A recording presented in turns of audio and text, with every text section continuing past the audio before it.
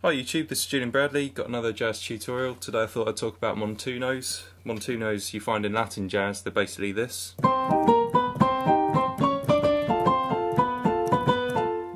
Okay, so in the first part of this video I'm going to talk about what I call simple montunos.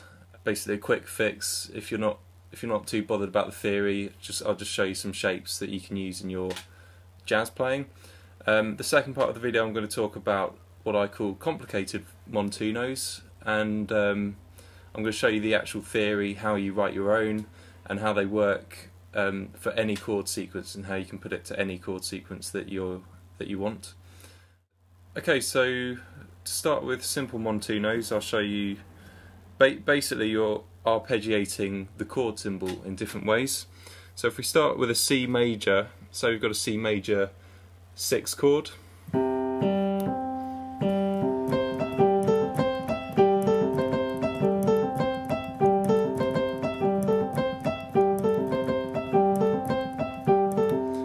I'm just starting on the root, the C, going up to the major third, down to the 5th and to the 6th.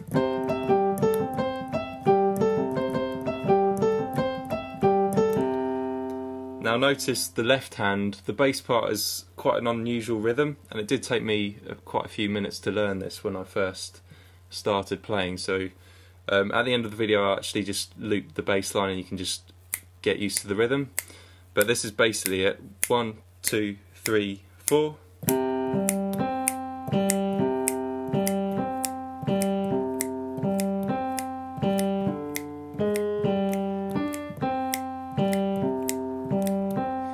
Okay, so you just arpeggiate it, or you're just playing the root and the 5th of the chord. So in C major that's C, G, C.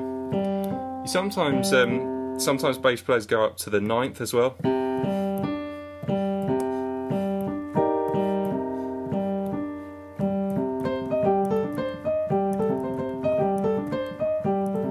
But the simple version is up to the C. If you find that difficult, just play crotchets.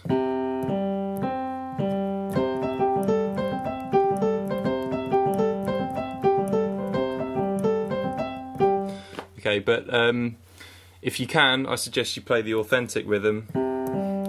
Okay, so we got C major. What if we wanted to make that a dominant 7?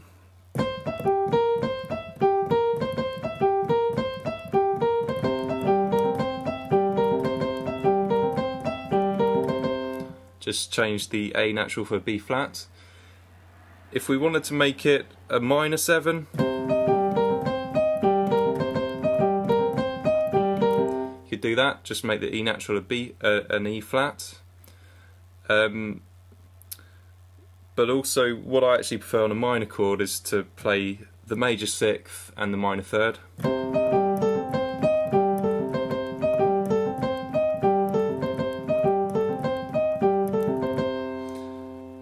So you've got a sort of minor 6 chord that you're arpeggiating.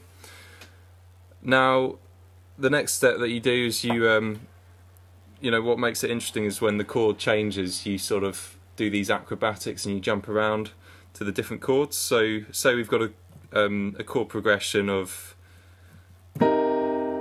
C minor going to D half diminished to G dominant 7, back to C,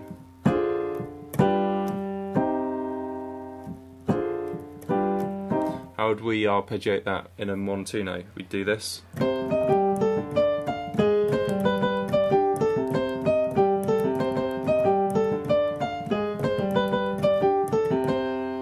So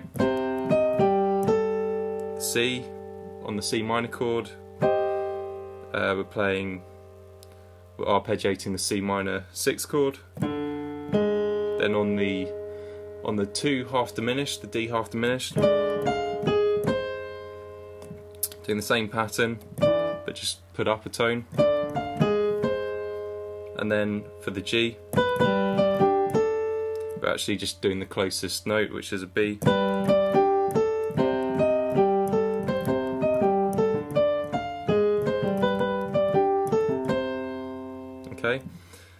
Another chord sequence we could do is, if you're in a major, say we've got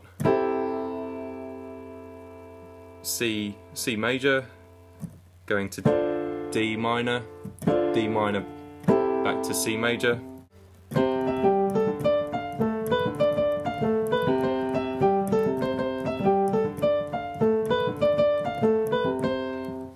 Okay, so those are quite straightforward to place over any chord sequence, and there aren't really any rules particularly. You can just trust your ear and listen to plenty of Latin jazz to get an idea fairly quickly. But I want to move on to the more complicated type of montuno, which I think are sort of more interesting. So this is how they sound.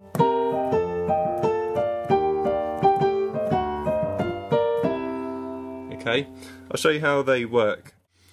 So first of all, these work best on cycle of fifths, so that's no problem in jazz. Most chord sequences are cycle of fifths. Basically, the left hand's straightforward, it's the same as what I just showed you. And what you do is you take the basic chord, so if we've got a C minor 7, these are the notes, C, E flat, G and B flat. And we're basically going to break that chord into two, and how you do it is you play the 7th and then enclose the 3rd and the 5th, and the bass line plays the C. Okay, so now we've got basically two parts of the chord. We've got this note and we've got this enclosed note, the 3rd and the 5th, so just think, start on the 7th and then play 3rd and the 5th. And so basically you move the outside one down, keep the inside the same, then you move the inside down, keep the outside the same, move the outside, so it's this sort of pattern.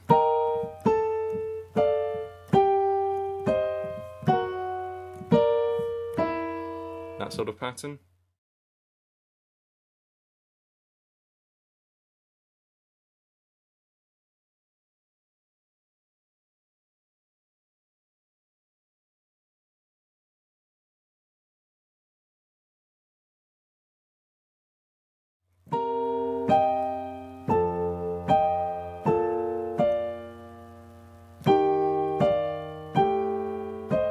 This is for the A half diminished 7, which is 2-5-1 of, we're in G minor by the way.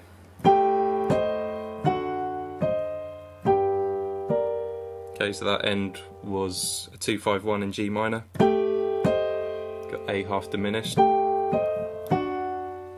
Got D dominant 7, and you keep the inside one the same. Gives you this flat 9. And then to end it, I might actually just end on the G instead of, but you could carry on the pattern further.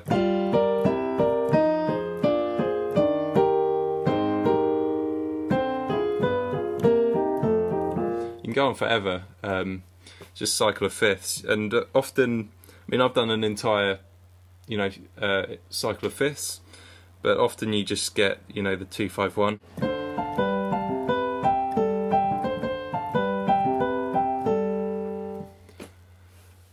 So once again, the basic theory is that you split the chord up into two parts.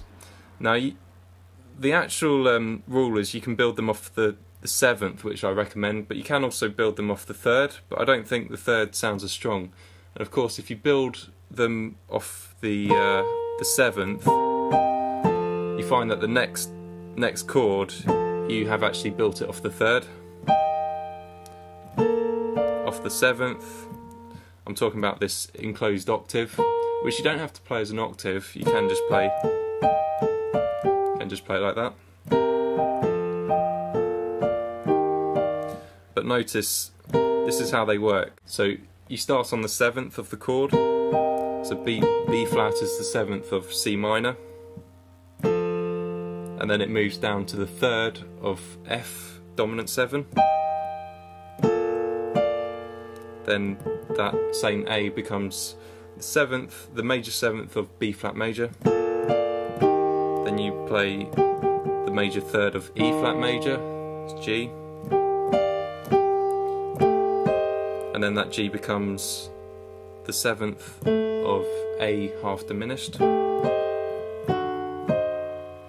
Then that F sharp becomes the major third of D dominant 7, which is the dominant 7 preceding the G minor to end with, and then I suggest ending on the G. So as you notice with cycle of fifths, you're always sort of descending and getting lower and lower and lower. So once you get fairly low, you want to do what's called a turnaround and come back up. And all I do with montunos is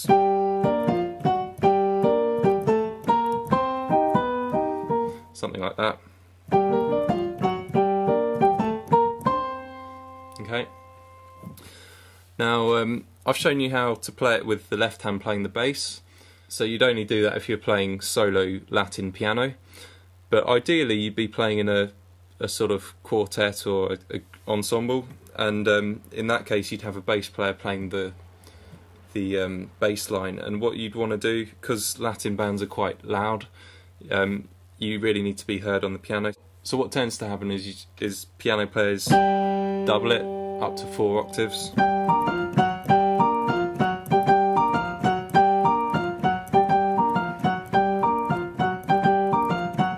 Just to be heard.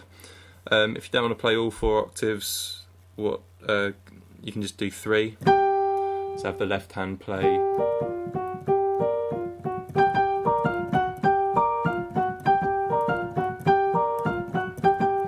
Okay.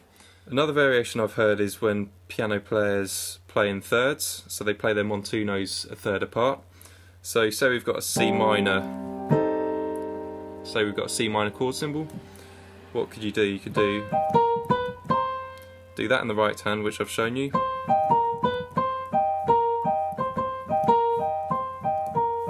So take the C, what's down a third, A, and this inside voicing E flat and G, third down, get a C and E flat.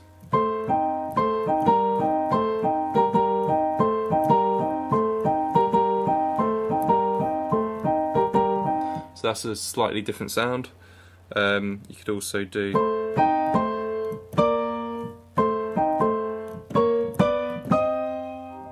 play this.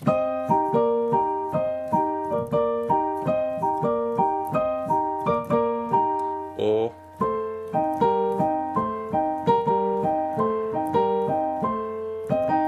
you can also arpeggiate these the in-between notes.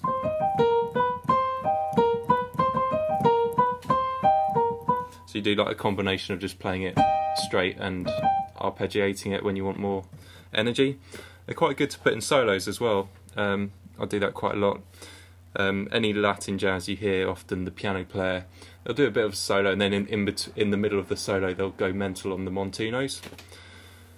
Another variation you can do, you can take the montuno rhythm and apply it to what are called shell voicings. Shell voicings are just 3-note chords, usually played in the left hand, where you play the root, the 7th and the 3rd, which are the 3 most important notes of the chord.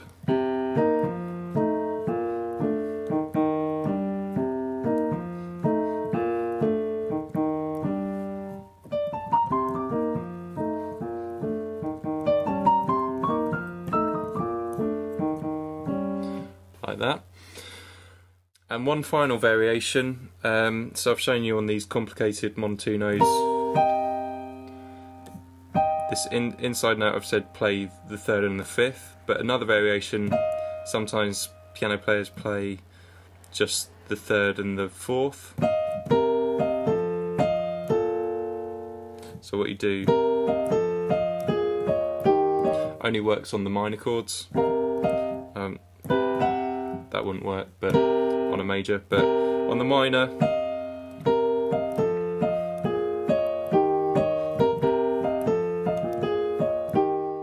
thanks for watching. This is Julian Bradley. Check out my other videos on jazz, piano and harmony, and post any questions you have below the video.